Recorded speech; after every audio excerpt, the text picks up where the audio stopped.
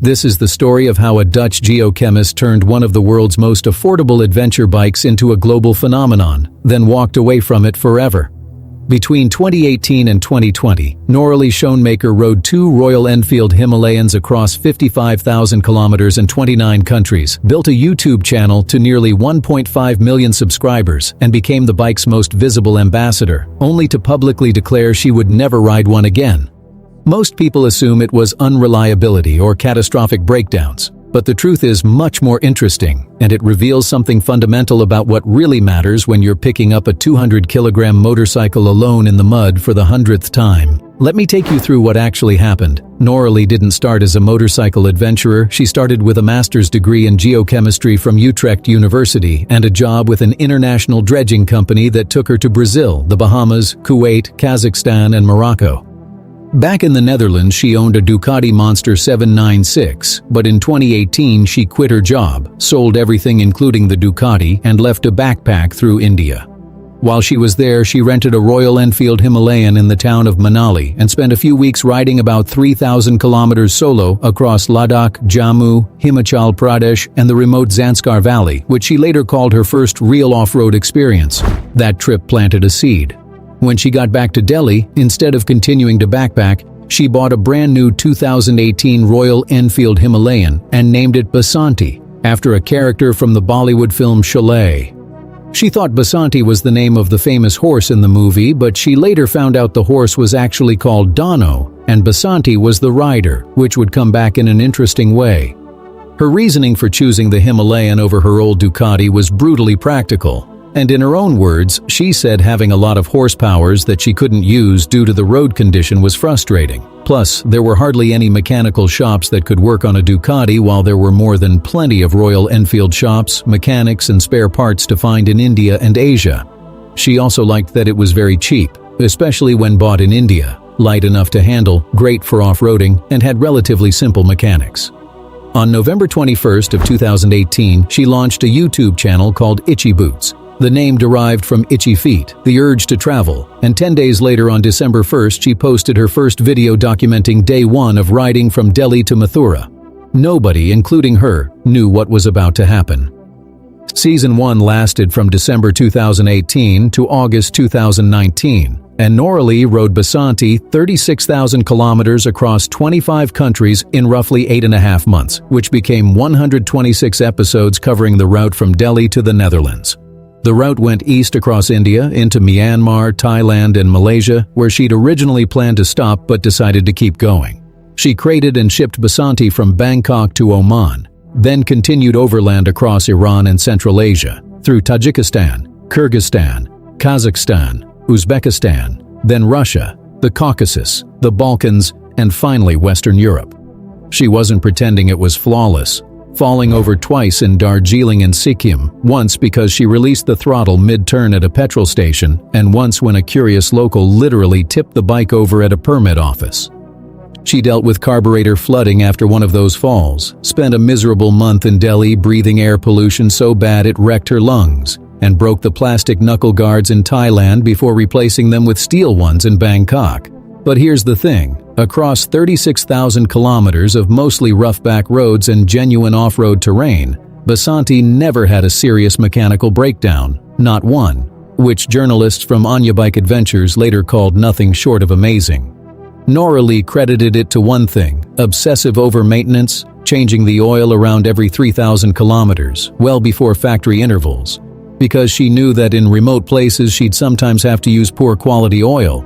She replaced wear items early and didn't wait for things to fail, putting it plainly by saying she always changed parts well before they fell to pieces because it just wasn't worth the risk when it was just her and the bike in the middle of nowhere. By the time Basanti rolled into the Netherlands in August 2019, the channel had grown to nearly 500,000 subscribers, and the final episode of Season 1 aired on August 31st of that year. And that's when Noraly hit a bureaucratic wall that would define everything that came next. Basanti was built in India, met Indian standards, but did not meet European safety and technical requirements, which meant it could not be legally registered in the Netherlands. Noraly could have fought it, maybe tried to store the bike somewhere or ship it elsewhere, but instead she made a deal with Royal Enfield's distributor in the Netherlands, who swapped Basanti for a brand new EU-spec Himalayan with a Dutch license plate. She named the new bike Dano, the actual name of the horse from Cholet, which was a correction of her original mistake. By October 1st of 2019, Noraly was in Patagonia, and Season 2 had begun with a plan to ride from Patagonia to Alaska. Dano was set up slightly differently than Basanti because she'd learned some lessons, adding SRC protection parts including a rear brake master cylinder guard, brake fluid reservoir guard, oil cooler guard, headlight guard, side stand foot enlarger, jerrycan mount, and a 12-volt accessory harness. She switched from Royal Enfield's hard panniers to Moscow Moto soft luggage after finding the hard cases too heavy and prone to interior condensation that made her spare parts wet. For 5 months, everything went according to plan through Argentina, Chile, Bolivia, and Peru, covering roughly 20,000 kilometers. And then in March 2020, the world shut down. Noraly crossed from Bolivia into Peru just ahead of border closures, and Peru went into full lockdown. But she managed to get a travel permit and found a local guy named Juan in the town of Lampa who helped her hire a trustworthy driver with a pickup truck. They drove 1,200 kilometers to Lima, racing the clock. She put Dano in a secured shipping company garage, caught one of the last repatriation flights organized by the Dutch embassy, and went home. Dano sat in that garage in Lima for 8 months with humid air, filthy petrol in the tank, and then endured a rough crating job and cargo ship transit back to Rotterdam. When the bike finally arrived in the Netherlands in late 2020, it was destroyed, not by riding but by waiting. Noraly wrote that 8 months in a humid parking garage in Lima, Peru, with filthy petrol in the tank and some not-so-good crating and transport pretty much killed this motorcycle, and when she returned to the Netherlands she was so badly damaged that Noraly couldn't ride her anymore. She didn't detail every single thing that was wrong with Dano, but the implication was clear. Fixing it would be extensive, expensive, and maybe not even worth it. But here's what most people miss. Dano being wrecked wasn't actually the reason Noraly left the Himalayan behind. It was the excuse, and the real reason was something she'd already figured out. While she was stuck in the Netherlands waiting for Dano to come home, Noraly bought a second-hand Honda CB 500X she named Ronin, and rode it through Iceland and Scandinavia for Season 3, then around the Netherlands for Season 4. It was reliable but also heavy, too heavy for the kind of serious off-road riding she wanted to do. So in early 2021 she relocated to South Africa and bought a Honda CRF 250L she named Savannah, rode Southern Africa, competed in the Kalahari Rally, and that bike, light, nimble, single-cylinder, small capacity, completely changed her perspective. On December 2nd of 2021, Noraly published a blog post titled "New Bike of Choice for Season 6", which was the most direct explanation she's ever given, and it's worth hearing in full.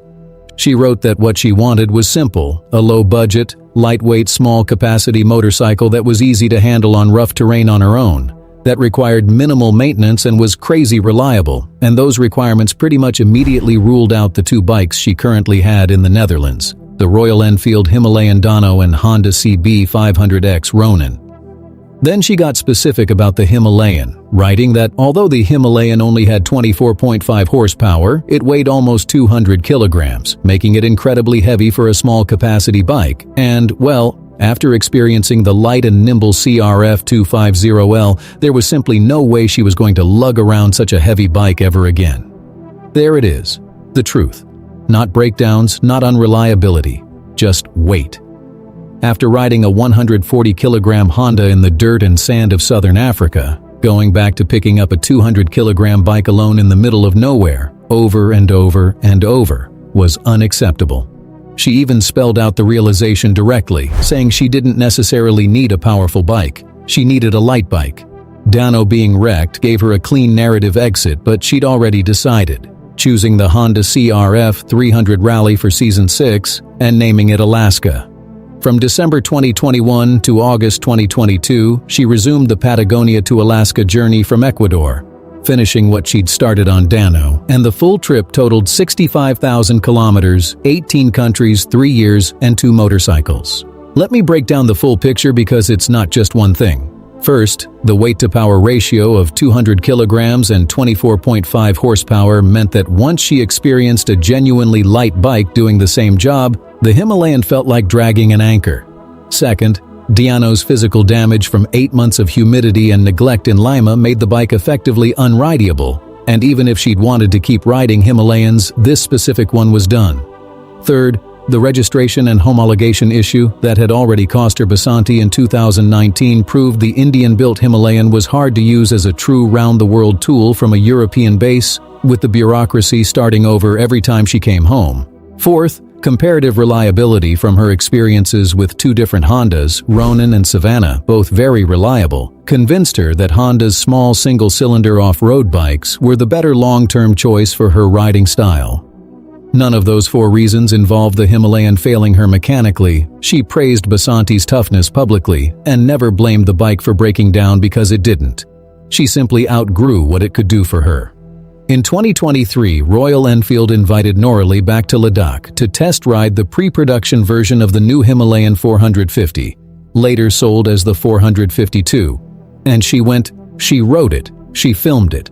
In the video she said that 5 years ago she rented a Royal Enfield Himalayan in Manali, India, and rode it around the Himalayan mountains for a couple of weeks, loved it so much that she bought one in Delhi, named it Basanti, and rode it half across the world. It was a nostalgic friendly return where she gave the new generation a positive reception, noting it was more powerful with better suspension and real improvements, but she didn't buy one, and she didn't switch back. The invitation itself was telling because Royal Enfield didn't treat her decision to ride Hondas as a betrayal.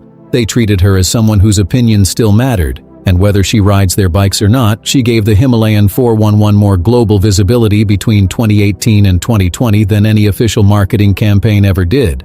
Adventure motorcycle media outlets including Anya Bike Adventures, ADV Pulse, Adventure Motorcycle Magazine and ADV Rider have all credited her India to Netherlands ride as materially raising the profile of the Himalayan worldwide during that period. She didn't trash the bike on her way out, she was honest about what worked for her and what didn't, and Royal Enfield, to their credit, respected that. As of 2026, Noraly's channel has grown to almost 2.5 million subscribers and over 500 million views, and she's ridden more than 190,000 kilometers solo through 80 countries on 6 different motorcycles. Basanti was traded to Royal Enfield's Dutch distributor in 2019, and public records don't document where the bike ended up after that. Dano is still in the Netherlands, where she still owns it with no plans to restore it. In June 2025, she published a book called Free Ride covering the Basanti journey. The entire Season 1 ride from India to Europe retold in much more depth than the early 5-minute YouTube videos ever could. She's currently riding Frankie, a 1987 Yamaha Tenere XT600Z rebuilt by a guy named Moritz in Germany, traveling through the Middle East toward the Far East as Season 8. The Himalayan era is over, but it's also the foundation everything else was built on. Here's what I think people get wrong about this story. They assume Noraly exposed the Himalayan as unreliable or proved it can't handle serious adventure riding. But the opposite is true. She rode 55,000 kilometers across 29 countries on 2 of them with 0 catastrophic failures. She over-maintained them, sure, but they never left her stranded, and for a bike that costs a fraction of what a BMW or KTM goes for, that's a spectacular endorsement. What she actually exposed is something more nuanced, the difference between a bike that works and a bike that's right for you. The Himalayan worked and it did the job, but after experiencing a lighter alternative doing the same job, Noraly realized she'd been fighting the bike's weight the whole time without knowing there was another option. That's not the bike's fault and it's not a design flaw, it's just physics. And for someone riding solo, picking a bike up alone dozens or hundreds of times over tens of thousands of kilometers, 60 kilograms of extra weight matters. For someone else, someone bigger, stronger, or riding 2 up with a partner to help, it might not matter at all. The Himalayan is still out there, still cheap, still mechanically simple, still has global parts availability, and thousands of people are still riding them around the world happily right now. Noraly just decided those advantages didn't outweigh the disadvantages for her specific use case, and because she'd already built an audience of 1.5 million people documenting every mile on those bikes, when she explained why she was moving on, the whole world paid attention. She turned the Himalayan into a phenomenon, then walked away from it on her own terms, and somehow both Royal Enfield and her audience respected the honesty. That's the truth about Noraly's Royal Enfield Himalayan era. Not a failure, not a betrayal, just a rider who figured out what she actually needed and had the guts to say it out loud.